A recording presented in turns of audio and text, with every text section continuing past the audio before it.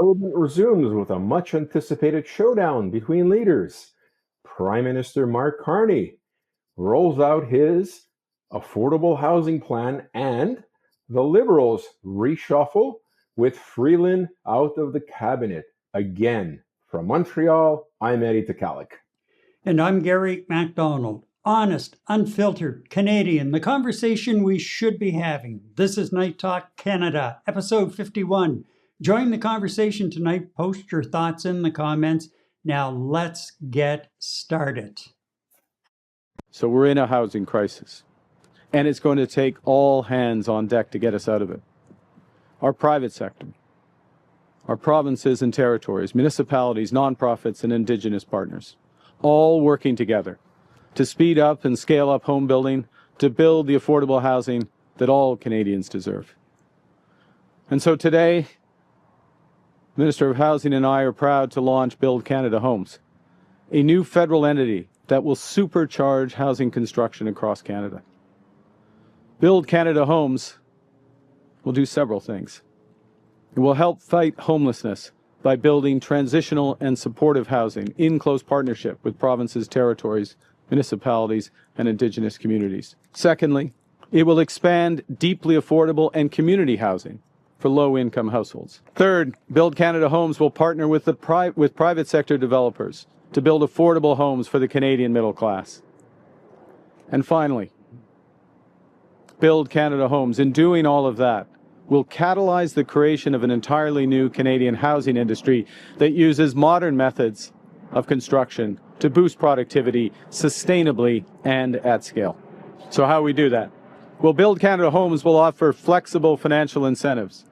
It'll approve large portfolio projects and quickly leverage public lands for housing so projects are de-risked, approvals are greenlit, and builders can do what they do best, which is to build. By combining development, financing, and innovation, Build Canada Homes will make large housing projects financially viable. It will also attract enormous private capital into affordable home building. And it will enable private manufacturers and modular home builders to invest in new factories, expand capacity rapidly, and to continue to innovate. This, along with a series of other new measures, will help double the pace of housing construction in this country over the next decade. And with that announcement, Prime Minister Mark Carney checks a box for one of his election promises. So let's look at some of the details. Let's get into it and do a deep dive. Okay, so new federal agency with $13 billion. $13 billion in startup funding. Public lands, federal public lands will be used, and modular bills to produce savings and speed things up. The first phase includes 4,000 modular homes in 6 cities, scaling to 45,000 units nationwide. A focus on vulnerable Canadians with emphasis on nonprofit, supportive, and transitional housing, and ambition versus reality. Well, okay, this is where it comes in as far as the discussion is concerned. Success depends on funding, labor supply, and provincial municipal cooperation. And Eddie, it seems that at least in theory, in the way they're talking, most provinces and municipalities are on board as far as getting housing started in their jurisdictions. Yeah. I just question as to how far they're willing to go and what they may do with it. Well, yeah, I mean, like, first of all, I mean, Mr. Carney and his government has been quite busy, I'd have to admit, over the last 10 to 14 days, coming up with all sorts of plans to get our country not just moving forward, but jumping forward.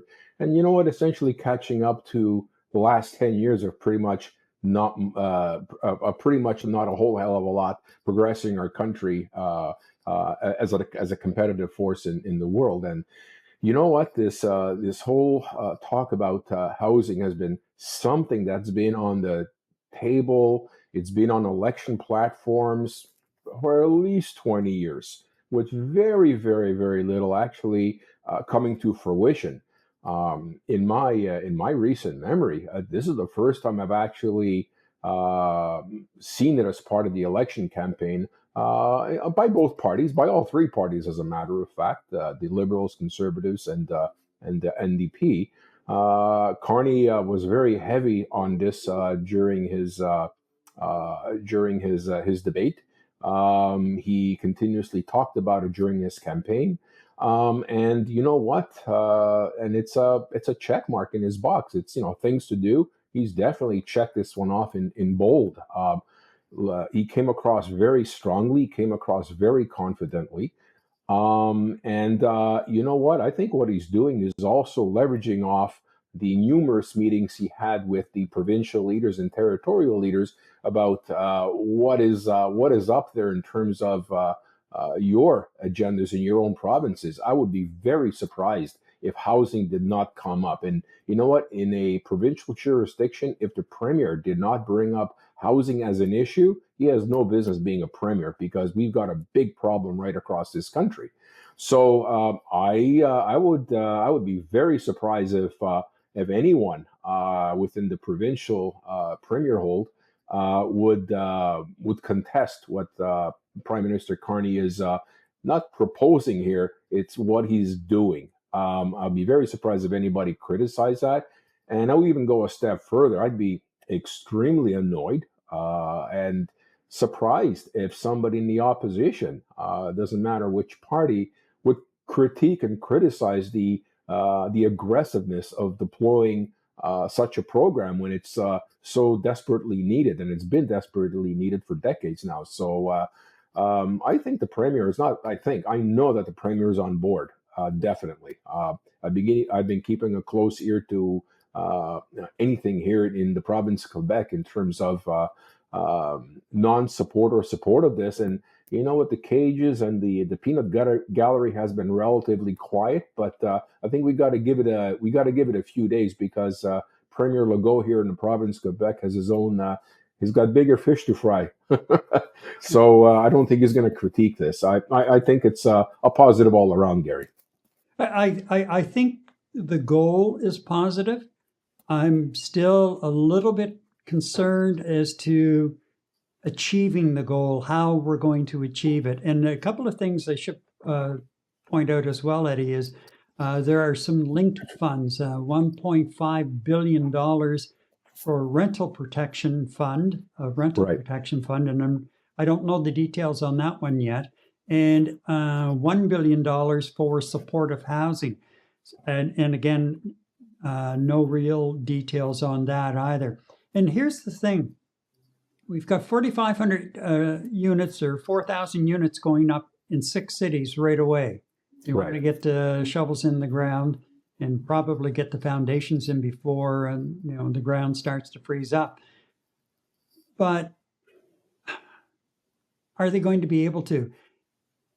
No one is talking about the labor shortage.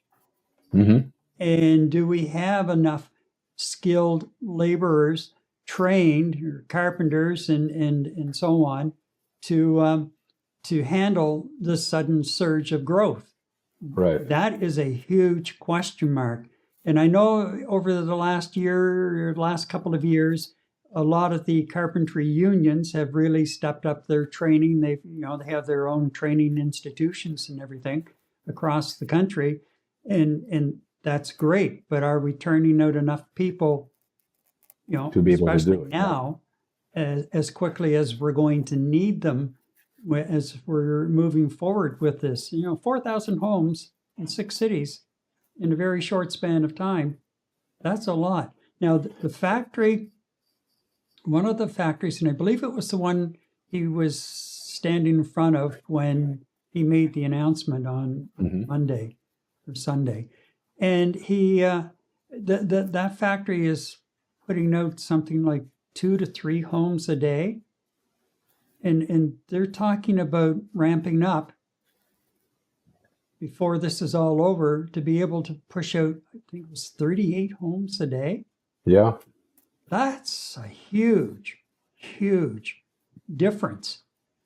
And that's a lot of homes going out that front door, Yeah. destined for new owners. My other major concern out of all of this is we're talking about affordable housing, but there's been no talk about making it easier for people to qualify for mortgages for this affordable housing. There's been no discussion of that whatsoever.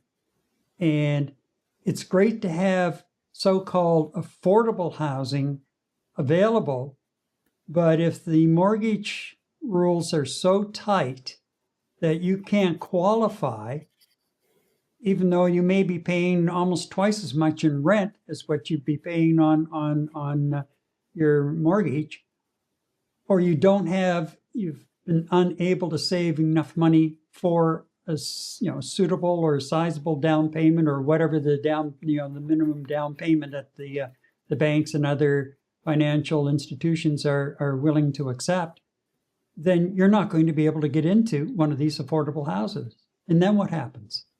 Wasn't the plan, and correct me if I'm wrong, Gary, wasn't the plan for affordable housing both to enable people to afford homes, to buy them, but as well as modular homes with minimal, with income that's not to market value? So, our families who cannot afford a home going to have access through a rental process to be able to rent some of these homes. I thought the plan was inclusive of that, or am I thinking about a different plan here?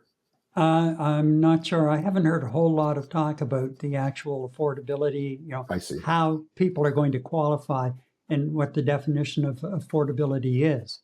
Yeah. Because that's the other side of it. How much are these homes going to cost once they put them on the market?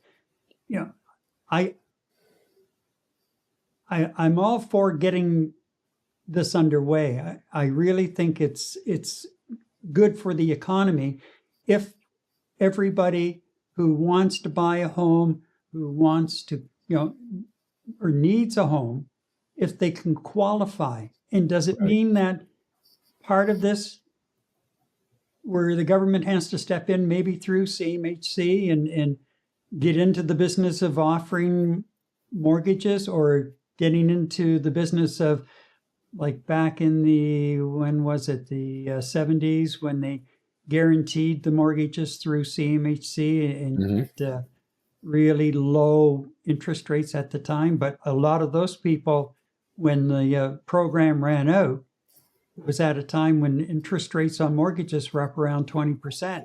I remember living in a subdivision, and every day I drove out to work, there'd be another house that was lived in when I arrived home from work the day before, and on my way to work the next morning, empty, gone. They just disappeared into the middle of the night because they couldn't afford it. Right. When your interest rate jumps from 5%, 6% up to 20%. Yeah, double digit. You're done. Yeah, pretty much. No kidding. Let's Well, grab a quick comment here too, sure. just so you don't get behind on them. Okay. Deborah says it all sounds wonderful, but who is going to vet the construction companies? Who is going to ensure they will not be charging $10 for a nail? That last statement is good. Yeah, it's so true, especially where you have governments involved, right? When you have a government project underway, it seems that it's free reign. And Deborah, $10 a nail. It's $20 in Quebec. What are you talking about? Literally. It's just. So there's still, to me, so many questions and not enough answers. Yeah. I full praise to the Prime Minister for getting out front and getting the program on the table, but we're still I think we're still lacking some detail, and we still have the whole issue of, do we have the qualified labor force available to get the job done as quickly as the PM wants to get it done, and as quickly as the rest of us want to get it done as well. Well, I think one way maybe to circumvent, the labor force, especially when you're looking at brick and mortar construction, from ground up, is the fact that they're actually going modular, and a lot of what these guys would have done is already prefabricated. So you're basically just stacking them up one on top of each other or next to each other. And I think I saw something last week or the week before that somewhere in Canada they actually put up something like 20 units in a matter of a week or something like that. Now, and what they had to finish off was, connecting of the water pipes and make sure the electricity is run through all the apartments. But they'll be ready to go very soon. And I think that's where, by going modular, you circumvent a lot of the labor. In Deborah's comment, a lot of the nails are already in the modular unit, so all you're basically doing is screwing the units together or clamping them together, and then the rest is up to the plumbers and electricians to finish everything else. So I'm hoping that the modular solution, Gary, would offset the lack of labor we have that we typically see in brick and mortar construction operations from ground up. So I guess time will tell, and we'll just have to wait and see. But I thought that was very impressive, them putting up close to a dozen and a half buildings in absolutely no time, when something like that would take months and months and months to do. So you know what? Maybe he's taking an approach where, it's always been talk and plan and talk and plan. Maybe he's shooting first and ask questions later, and let's get this thing rolling. That's what I'm hoping for, at least. And with six project cities on the horizon, it's going to give the provincial jurisdiction, municipal jurisdictions, exposure to this, and perhaps it'll give them some idea of implementing some of their own provincial programs in order to offset the housing crisis. And maybe at some point this can be extended into into dealing with the homeless crisis that we've talked about from time to time. So I think just getting this thing rolling, Gary, is going to have a positive effect on other opportunities or other issues that we need to contend with, both within our provinces and cities. So we'll just have to wait and see what happens with this. Well, I'm looking at it and I'm thinking that $1 billion for supportive housing may very well be the type of housing aimed at getting people off the streets and getting them into something that's decent and warm, and they have the amenities that they need. And Right. That's a major step forward. $1 billion. It's a lot of money, but when you look at our homeless situation across this country, is it going to be enough? Mm-hmm. Time will tell as far as that is concerned. Using federal lands, I think that's a great idea to get in, because I think Ottawa, if they're getting a bit of pushback from a municipality, for example, on zoning or whatever, it's federal land. I think Ottawa can kind of use a little bit of muscle and just kind of roll over the municipality and the objections it may be putting up for whatever the reason. So and there's an abundance of federal land across the country, just waiting. The other side of that federal lands, though, what sort of costs may be involved in environmental remediation before they can actually build? Mm-hmm. These are questions that are, and just the more I think about this whole project, more of these questions just keep coming up. Do we have somebody in the public service in the Build Canada Homes office now? Are these the things that they're going to be dealing with as they start pushing these projects out the door? Hopefully, Yeah. so that we don't run into some kind of major delay or shag up where you've got a dozen houses sitting partially finished and gathering dust because of environmental issues that have popped up, or again, legal challenges, you name it. There's just a host of things that can come along. Right. I want to see the program. Don't get me wrong. I want to see this program succeed. I really, really do want to see it succeed. I just hope that we're moving fast, and as you say, he's pulling the trigger, and we'll deal with any of the casualties after the fact.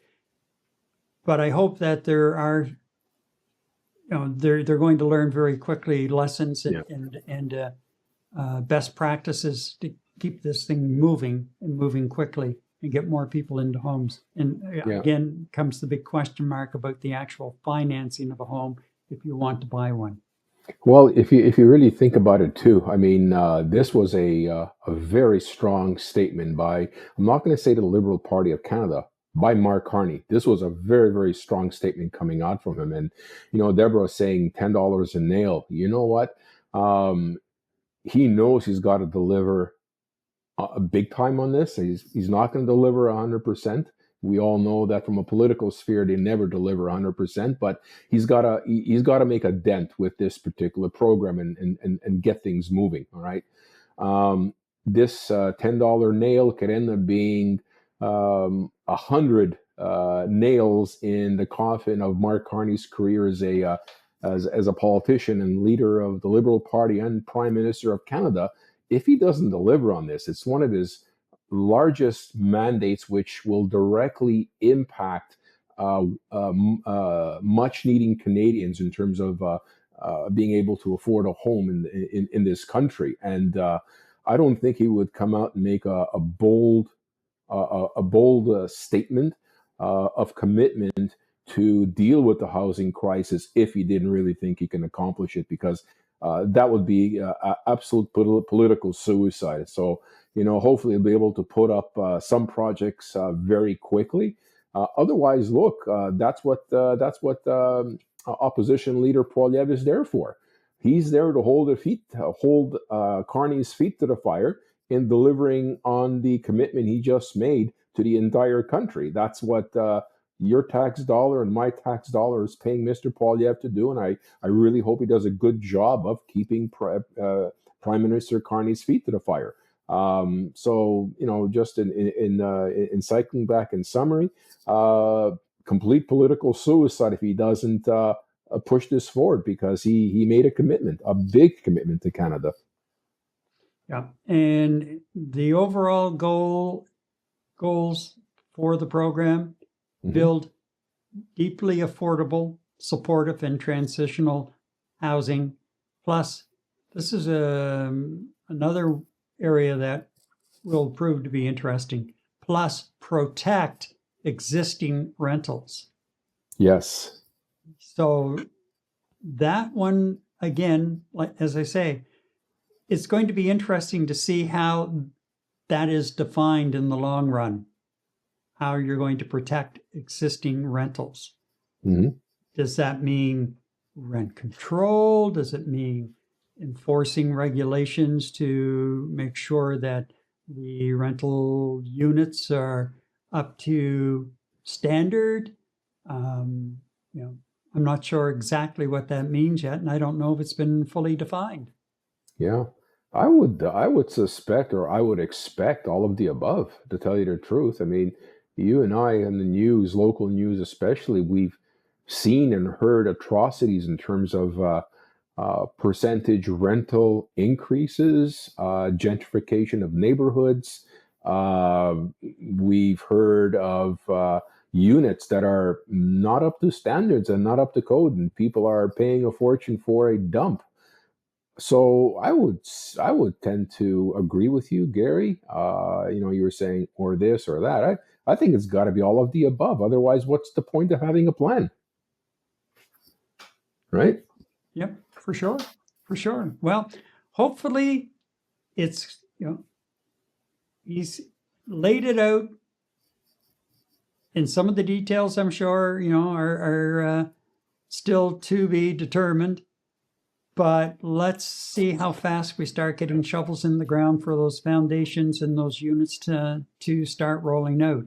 Right. And, you've got cities like Winnipeg, and it was Calgary and a few others, and one here in just outside of Montreal. So, we're ready to go, and he seems ready to go, and full marks to Carney if he can deliver on this, and it I'm hoping it is successful, not for Carney and his political career, hopefully yes, but that's not. The real winners will be Canadians Right. who are having a tough time putting a roof over their heads. And it's just that simple. And, hopefully it's all going to come together.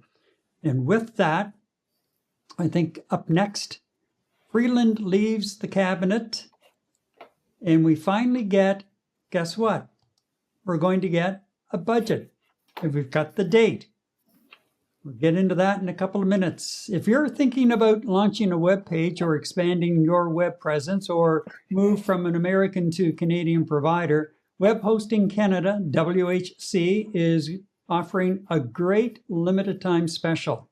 You can get the Web Pro hosting plan for just $2.99 a month for your first year. Now, this applies to new hosting plans only and includes a free domain for a year as well. For more information, click on the affiliate link in the description below. And by the way, I am a WHC customer and have been for 4.5 years, and I can't say enough good things about their service. And Gary, just 3 days into the resumption of Parliament, a big change has taken place in the Liberal front benches. Transportation and Internal Trade Minister Chrystia Freeland has left cabinet and announced she will not be reoffering in the next election. The reason? She will become Canada's special envoy to the Ukraine.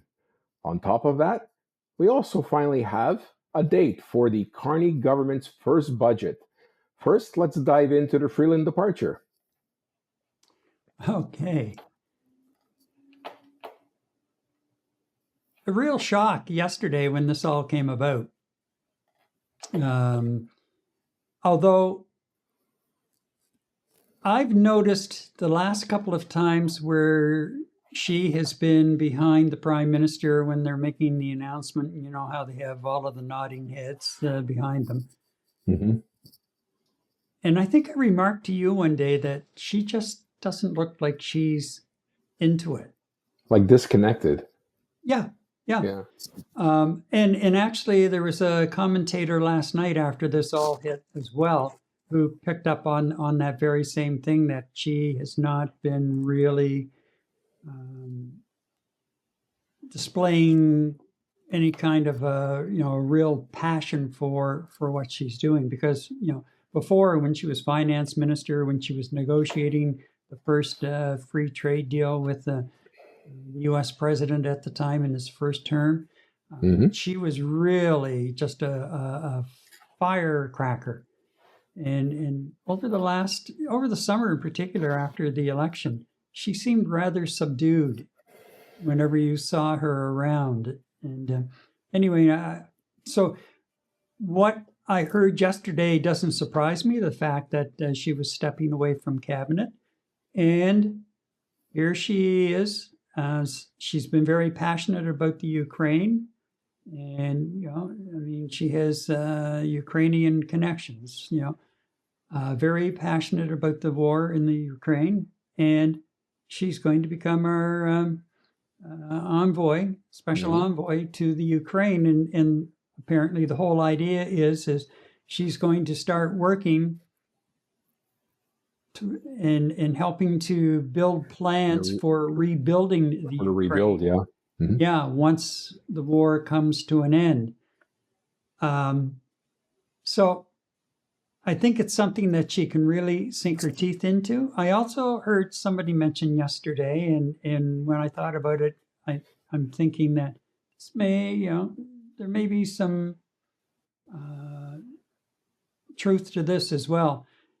Carney may be now starting to very slowly move some of the former Trudeau ministers who were, in government now, reelected, may start moving them out to put more of his own mark on the cabinet. Mm-hmm. And yes, you have some very experienced people, and yes, they had no problems winning their ridings back in April, no problems at all. But even if, watching some of the others now, some of that fire seems to be gone. And I don't know if it's because of how poorly the party was doing in the final days of Trudeau's reign, and how poorly the country was doing in the final days. Well, over the last 10 years, really, but that's a whole other story.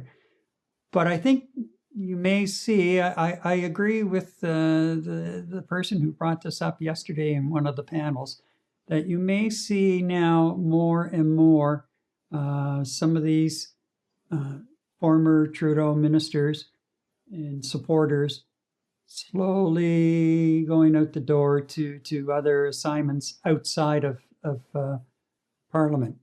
Whether it's a special envoy or an ambassadorship or whatever. Bill Blair, for example, who was dropped from the cabinet after the federal election in April.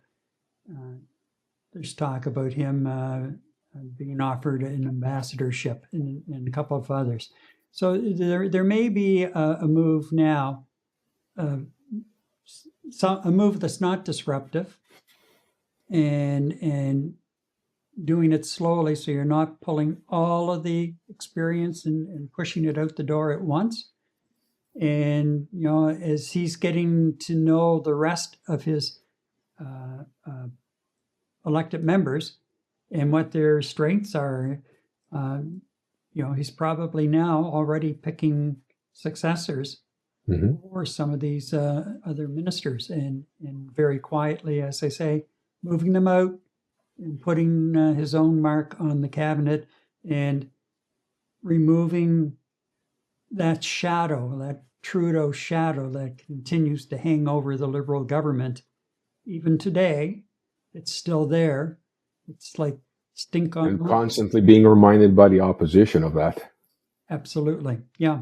So I think that's where it's going. I think Freeland will do an excellent job in representing Canada and working very hard with the Ukrainian officials to put together some kind of a plan for rebuilding of that country. And God knows, like, once this is over, the building that's going to have to take place, it's just mind-boggling.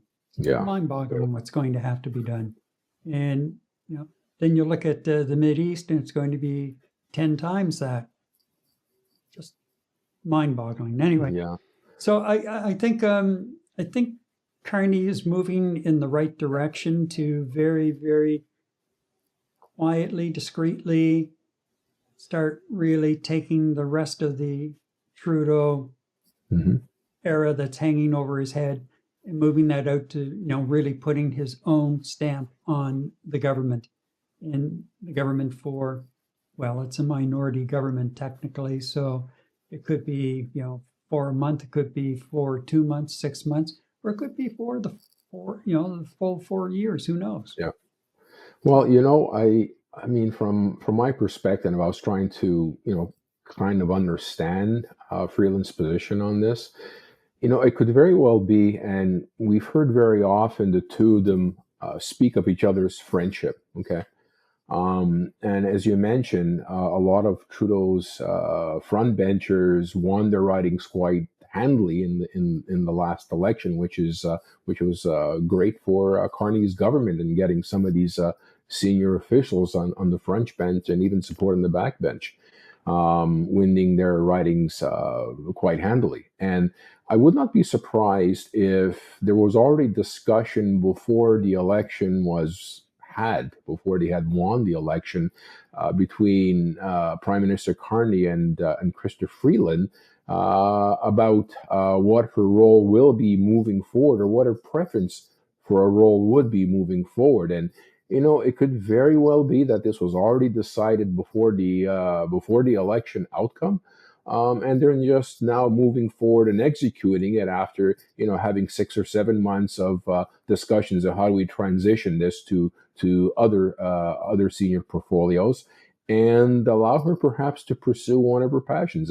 As you has mentioned, she is of Ukrainian descent. She's very close to what's going on in Europe, in the Ukraine. She was a renowned reporter out in Europe during the initial campaigns of Russia in the Crimea area, and she was very heavily involved. And I think, if I'm not mistaken, Gary, she was actually under Putin's skin, and she was banned from going to Russia. So you know what? That's not necessarily a bad thing to have in terms of being able to have some significant influence to draw the ire of the leader of Russia. And you know what? Not a bad thing that she drew the ire of Mr. Orange Cone down south, where he didn't like her either. So obviously she's not afraid of pushing the issues about challenging the issues and holding people accountable enough to piss them off and draw the ire of these leaders. So you know what? I really think that, in my opinion, this was already something that was discussed beforehand. I don't think it's a surprise to Prime Minister Carney. He knew about this some time ago, and I think they're just executing a plan and allowing her to pursue her passion while she can still represent her country, which obviously, she has declared very, very often how much she loves this country and wants to see the country grow and continue doing good for the country. So, good on her for doing it professionally. Look, you know what? Yeah, she dropped a bomb on Trudeau, months ago. She basically ended his political one who had the real drive to do the it. chutzpah to do it. Yes, Yeah. and you know what? She essentially ended his political career, and that's because she holds true to her values. She focuses on her values, and she won't let her values be trampled on. So that is a good quality to have for the venture, or for the project and program and venture she's undertaking now in planning to rebuild the Ukraine. Perfect qualifications to have. So you know what? I wish her the best of luck. I know she got bashed a lot under the Trudeau government. She held her own. She toed the party line. She won the election. She did what she needed to do with with the two portfolio she has, and I think she's taking a step forward in her career and her profile, not just as a leader within Canada, but also she's going to be exposed to the rest of the world, and the rest of the world is going to be exposed to her. So, congratulations to her. Now, she very quickly said yesterday that she would not be reoffering in the next election. Mm-hmm. I think that you're going to see her resigning as an MP sometime in the next 2 weeks. Yeah. Maybe 3 at the outside. That's it. And she has to, in order to focus on this new position. Mm-hmm. And really get into it. I would say no more than 3 weeks, but I would expect that we'll probably hear something within 2 weeks that she's resigning, which then means that Carney's going to have to call a by-election. But it is a relatively safe Liberal seat that she holds at the moment. Mm-hmm. And with everything that Carney's rolling out, that shouldn't be a real challenge to get another Liberal elected there. And I'm sure Carney has a candidate in mind already, or a couple of people that he'll be, no doubt courting to see if they're interested in jumping into the ring. But whether he holds off and drags the by-election out to the very last legal moment remains to be seen. I would suggest that probably he could let it go for a couple of months, but I wouldn't let it go any longer because he still does not have a majority. So at any time, any one of a number of the parties on the other side of the house can gang up and muster the numbers. Just even if all it takes is just one. Yeah. And bang, we're into a federal election again. Although I don't think the Conservatives really want that at the moment. The NDP for sure doesn't want it at the moment. And the Bloc, well, the Bloc, I doubt very much they won an election at this point either, after Yeah. going through the last federal one. So it's, it's now becoming really a very tight game of chess, I think. And Carney, I think, is probably a master chess player. So it's going to be interesting to watch, and some of the new moves he's bringing that the old style political types may not be able to quite handle, at least initially. But I think he's going to bring some new twists to the party. So anyway, congratulations to Freeland. I know already that there are some who are saying that she's doing the same thing that she did back in December. She didn't want to deliver the financial statement with the deficit that went over what was promised. It was what they promised, $40 billion deficit. It was 60s. Yeah, thereabouts. Yeah. So she and now they're saying she doesn't want to be part of the bad news we're going to get in the fall budget, Carney's first budget. And you know what? Just so you know, in the midst of question period yesterday, Finance Minister François-Philippe Champagne announced he would be delivering the Carney government's first budget on November 4th. Yep. And that's going to be a really tough document to sell. There are rumors already floating that the deficit could be in the $80 to $100 billion range.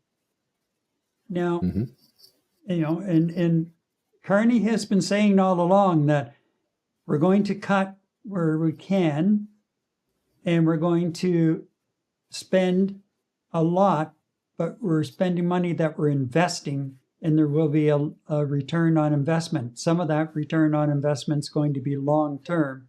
And he could even just sell it right now as most of this deficit is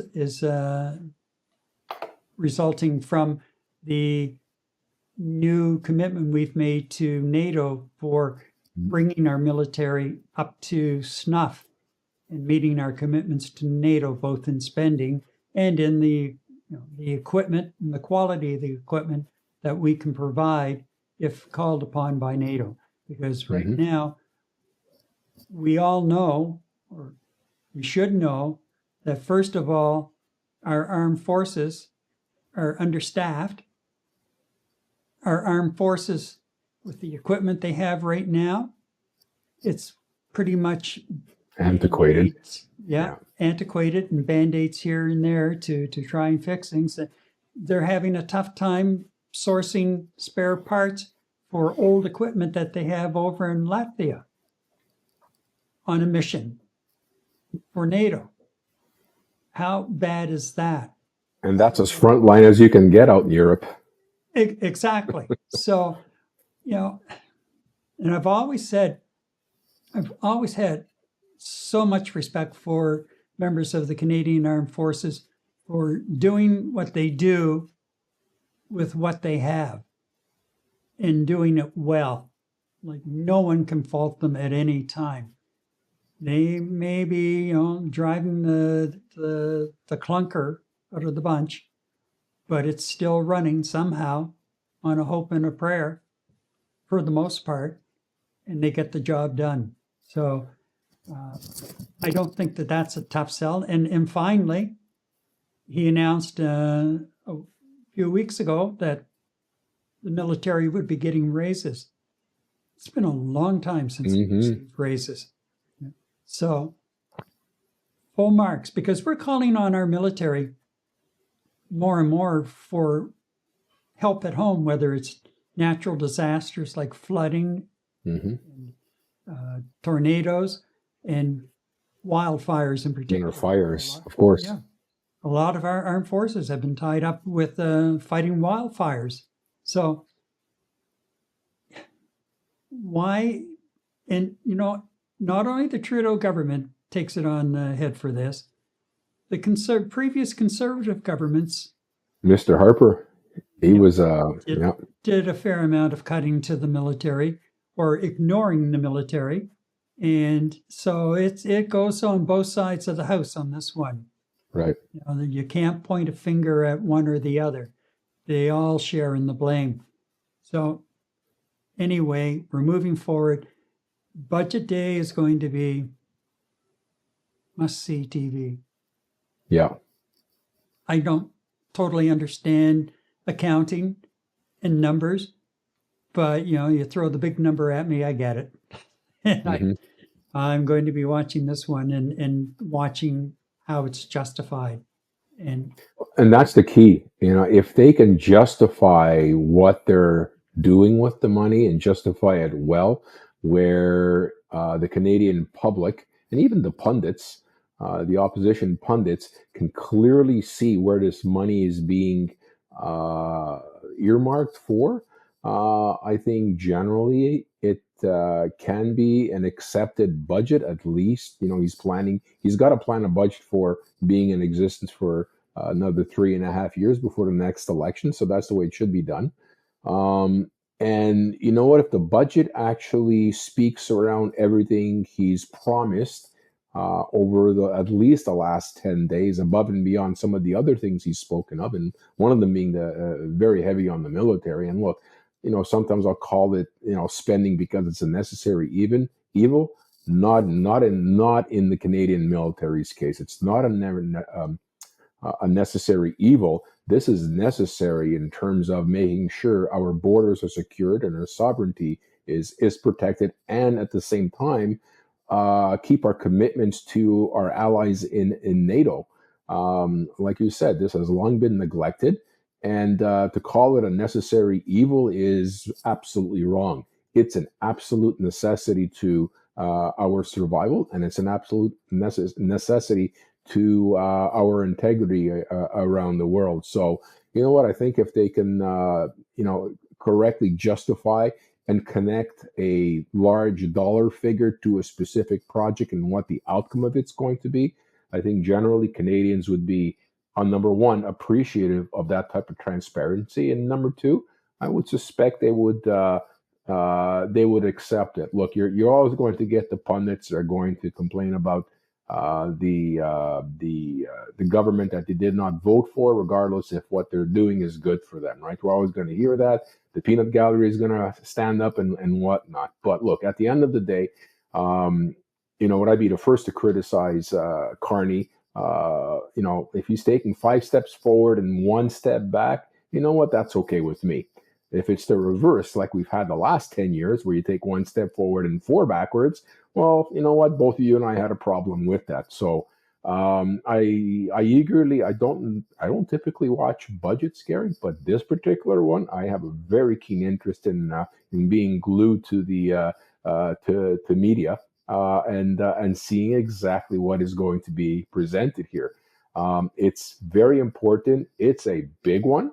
Okay, I'm not saying big in terms of money, but it's extremely big in terms of correcting Canada's trajectory towards a positive direction, and getting us moving quickly. So I'm looking forward to it. It should be an interesting one. And we have one comment that came in a while ago, and I'm just holding off on it right now. Well, you know what? Might as well put it up. I thought it would go with the last segment, but we've got another comment as well. So let's bring that up. Deborah says Pierre Poilievre's agenda, in my opinion, is to bring his party into power. He has never shown that Canadian people are a priority. No question. He wants to be sitting in the prime minister's chair, no doubt about that, and he wants the reins of government.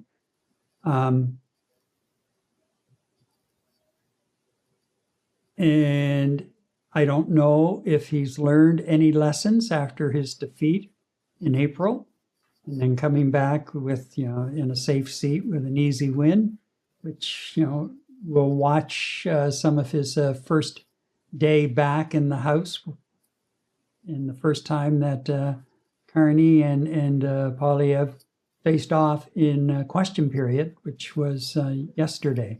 Let's go one more comment here. And Greg says, I think what is missing, regretfully for the public, is how spending under the guise of investment needs to be further explained, how spending equals investment, and what is the real outcome measure with real change and better outcomes. In other words, like, you're looking for some solid key performance indicators as far as where the return on investment's going to come from the money that's being spent. And I don't disagree with that either, Greg. We really need to turn our government into a more business-like manner. They're spending our money, and True. we're spending more than what we're generating as far as our money is concerned, meaning that generations going forward will be saddled with this debt that they're going to have to pay down at some point. And is there really any need for some of the debt that has been run up, especially in the last 10 years, for nothing more than just photo ops? Yeah. With a whole bunch of nodding heads. And when are they going to get over having all of these people lined up behind them for these announcements? It's driving me freaking crazy. Yeah. It's, and when you watch those workers, they're there only because they were told you're lining up. Mm-hmm. They have, for the most part, after about the first 2 to 3 minutes, as you get into more of the political talk, and then you get into the Q&A, the scrum with the media, they have about as much interest in that as you and I have in, I don't know, mowing the lawn tomorrow. I don't have any interest in that, do you? Well, I think I told you a story about my son one time attending a Montreal Alouettes game, and this big gorilla came up to him and says, "Stand over here, young man. You're taking a picture with the Prime Minister, Harper, at that time." And guess what? He had to stand up against the wall until the Prime Minister was ready, and went over, took a big smiling picture with him, and thank you very much for your time. So, these photo ops are getting to a point of being ridiculous. And you know what? I saw Prime Minister Carney with his entourage in behind, and I kind of shook my head as well, just like you. Like, why do you have to do that? Half of them are staring off into space. Half of them are nodding because that's what they were told to do, and half of them look like they didn't even want to be there. So it just doesn't. To me, it just doesn't look good for the image of the Prime Minister. I think he can do better there. Yeah, just set the podium up, and the advanced people need to really start getting a little sharper. You don't set up a podium in the middle of a factory where you can't shut all of the machinery down. Right. And people are shouting, trying to be heard, and it's just a horror show. A dog's breakfast. But anyway, coming up, what's up? Okay, the much anticipated. Are you ready? The much anticipated Parliamentary Showdown. Eddie and I appreciate the support we have and continue to receive since launching Night Talk Canada a year ago. That support comes through your likes, your shares, your subscriptions, and your comments. Now, if you want a different way of offering your support, you can buy us a coffee. Simply scan the QR code, which again, I forgot to put up tonight, but you can click the link in the description below. Eddie and I will enjoy our next coffee thanks to you. Well, Monday afternoon was really must-see TV for political junkies. Gary, and it was the first question period where Prime Minister Carney faced off against the so-called parliamentary attack dog, Conservative leader Pierre Poilievre. Okay, let's have a look at some of what took place on Monday in the great matchup. Questions orales. Oral questions. The Honourable Leader of the Opposition.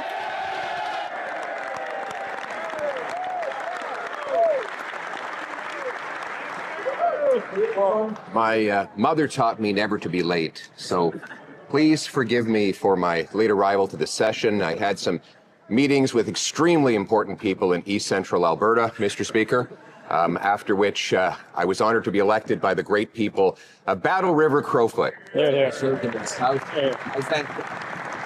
thank the great Damien Kirk who made it possible, and I thank the Prime Minister for calling a prompt by-election. I wonder if one day he might regret that decision, but in a spirit of good faith, I wonder if he agrees that our goal should be a Canada where hard work is rewarded, where food and homes are affordable, where streets are safe, where borders are solid, and where we're all united under a proud flag. The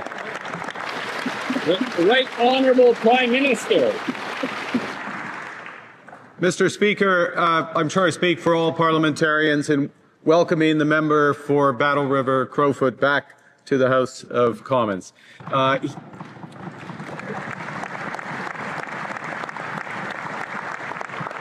He may notice a few things have changed since he was here last. The largest women's caucus in Canadian history.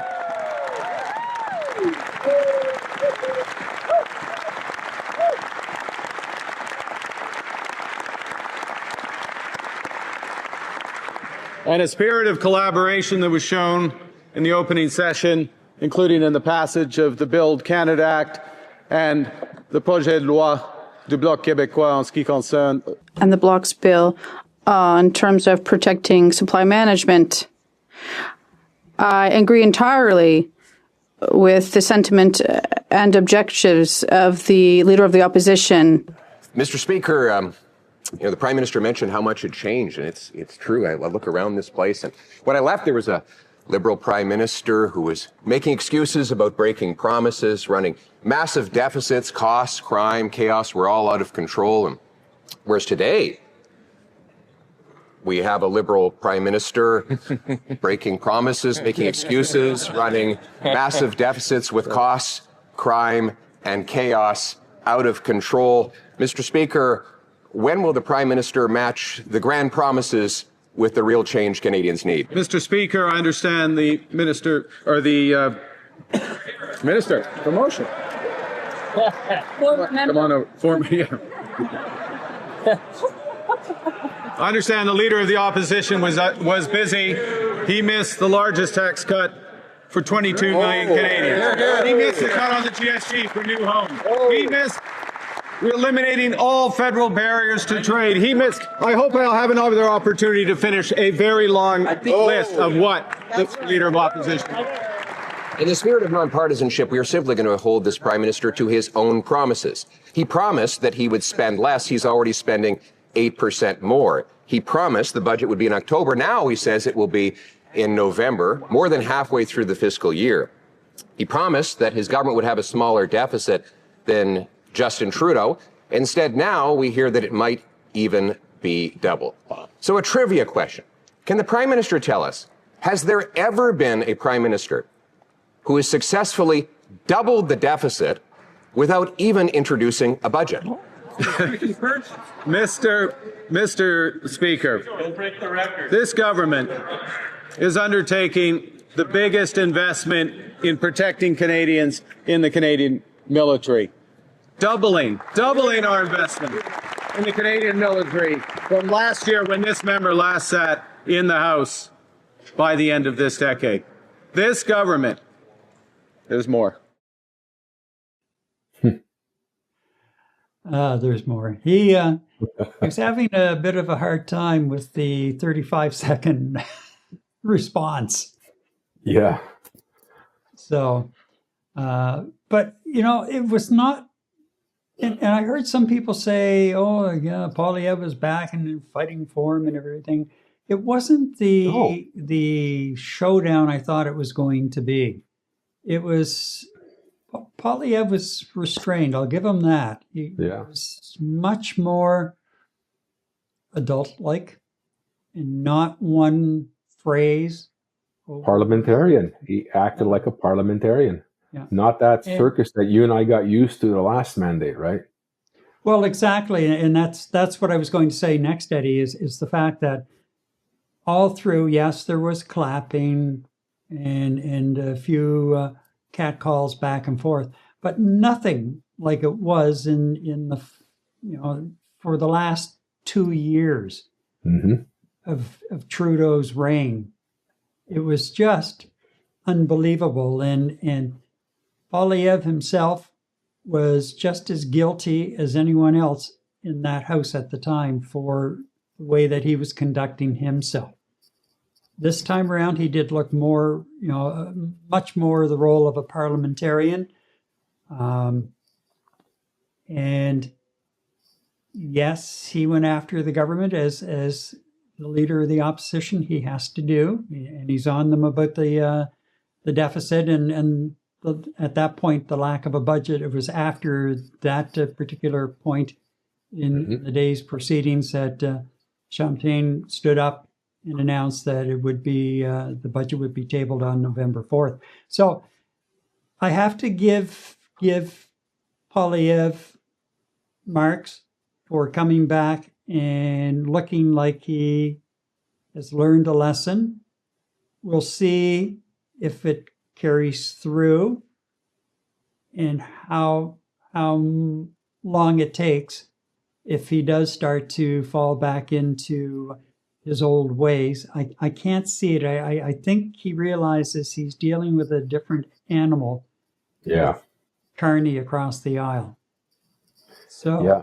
Well, I mean, and also Poilievre had mentioned as well that, he will be supportive of the prime minister and the government in policies that will make Canada better. When was the last time you heard him say that? I can't recall him saying that ever. So I think you're right, Gary. He realizes who's across the floor from him, that he's not dealing with anybody that's out of his element. He understands what's going on in the world. He understands what's going on just south of us and the importance of understanding clearly what's going on. He clearly sees that there's somebody across the floor that understands the dynamics of a very difficult world, and that he also understands. That the person he's dealing with is an economist. I mean, he knows the ins and outs of dollars and cents and how the world works. So you know what? He has to be, and from a political perspective, he has to be very careful. He has to be very tactful in terms of how he works with the government to ensure that he's doing his job in advancing Canada's interest, even though he's the leader of the opposition. And by the same token, he has to pick good opportunities to critique Carney's government to get a point across, and it's not just about winning the next election.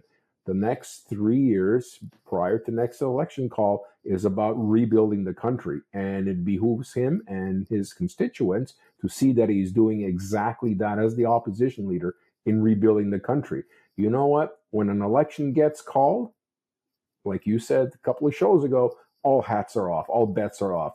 Let's go, may the best man win, and do what you need to do. But right now, the business of Parliament and every member in there is getting this country moving forward quickly. And you know what? I was really impressed with how Mr. Poilievre conducted himself. I was expecting a shit show, and obviously he did learn a lesson. And you're right, he knows that he's dealing with a different animal across the floor. And you know what? I think this is great for Canada. Oh, absolutely, and hopefully it continues in that manner. Although I can see that Carney would probably be very quick to either launch across the floor time or have a meeting with Poilievre and just say, look, you know what? This has to stop. We're getting nowhere with, But right now, Poilievre, if he continues along this road, full marks. And I really hope it does, because I think we do need a very firm and effective opposition. And when you have, back in 6 months ago, when you had the Bloc mounting a more effective opposition in the House with its limited number of members, and it's, it didn't seem like it was a Quebec nationalist party. It was more of a party, an opposition party for all of Canada. Yeah. You recall at times the way that they held Trudeau's feet, to the fire. And in the Conservatives, Poilievre was sticking to his talking points with his, catchy phrases, the same phrases over and over and over again. Well, Carney has very quickly removed a couple of those launch pads, so they're out the window. And Poilievre sounded much more parliamentarian, and I really hope it continues. And a couple of comments here as well to catch up on. So let's go over to the comment board. And first of all, Elizabeth said she apologized for joining late. She was watching some things that were happening south of the border. She said, in response to the buy me a coffee, I'll just buy you a drink of your choice. Well, thank you, Lisa. Yeah.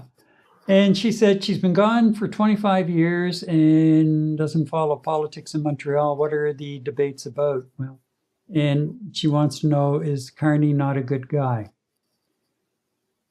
Well, the debate, there wasn't a lot of debating really in the last yesterday, and probably a little bit more today, because it was the first day back, the resumption of Parliament.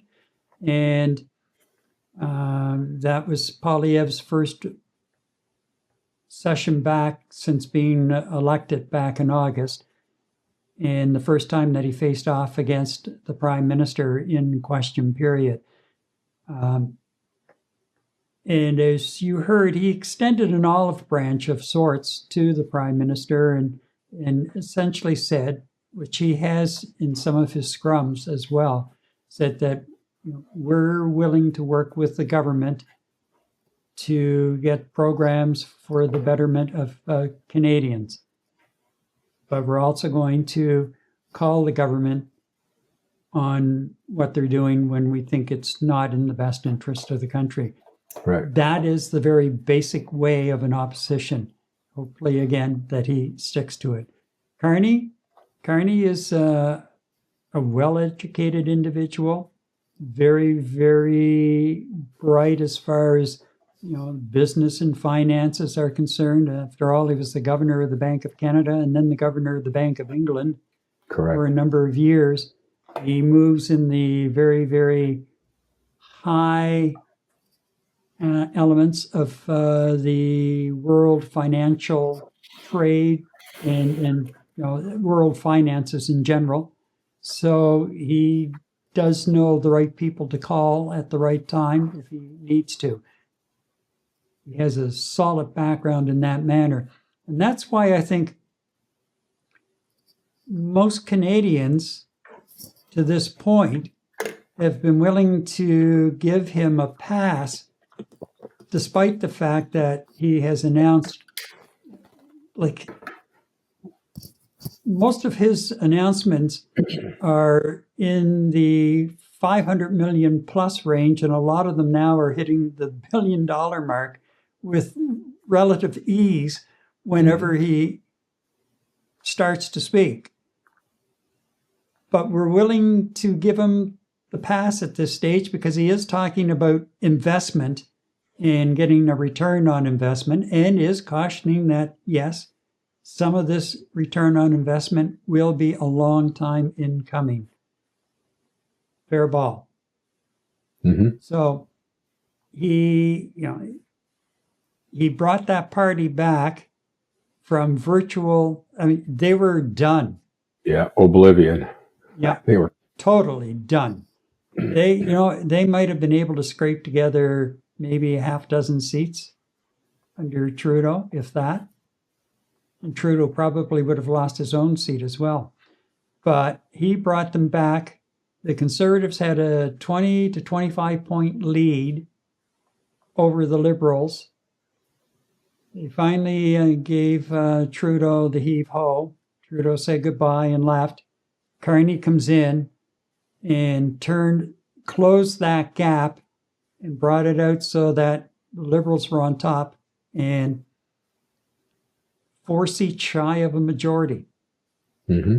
4 seats shy after being down 25 points in the polls inside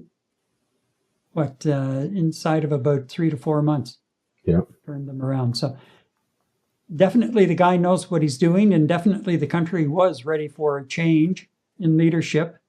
They weren't sold on the Conservatives, and there are a number of reasons why they weren't sold on the Conservatives. And Carney came along. So is he a good guy? Well, seems to be okay. Seems to be doing a good job. He seems to be working hard. He's traveling and hitting the right financial capitals around the world. And he comes across as genuine. Yep, and very quietly putting together a number of new trade deals and new trade opportunities elsewhere in the world to pull our dependence away. And we had a huge dependence on trade with the U.S. Right. We're getting away from that because, unfortunately, the U.S. is unreliable and can't be trusted. It's just that simple. And I see where the U.S. ambassador to Canada was saying the other day at a conference that the U.S. was hoping for a much larger trade deal over and above the CUSMA deal that's going open for renegotiation next year. Mm-hmm. Hoping for a much broader deal with defense and everything else. And I sitting there reading that last night and thinking, Let's all be friends. yeah. I'm not going to say any more about him. Yeah. He annoys me to no end. That's enough. So anyway, we'll let it go at that. So, and one more comment. Here's a question from Elizabeth. Okay, will he stop immigrants from invading our country? When you say our country, are you referring to the U.S. or are you referring to Canada? I think she's referring to Canada. Yeah. There is a major shift in a reduction in the number of people coming into the country over the next couple of years. Yeah, Canada. And they've made it tougher already. They've made it tougher already. Yeah. Everything from international students on through. And the program was out of control. There's no doubt, and a lot of people are blaming the housing crisis partly on the fact that we had so many people coming in. The demand was high and the supply was low, and we needed to balance that out.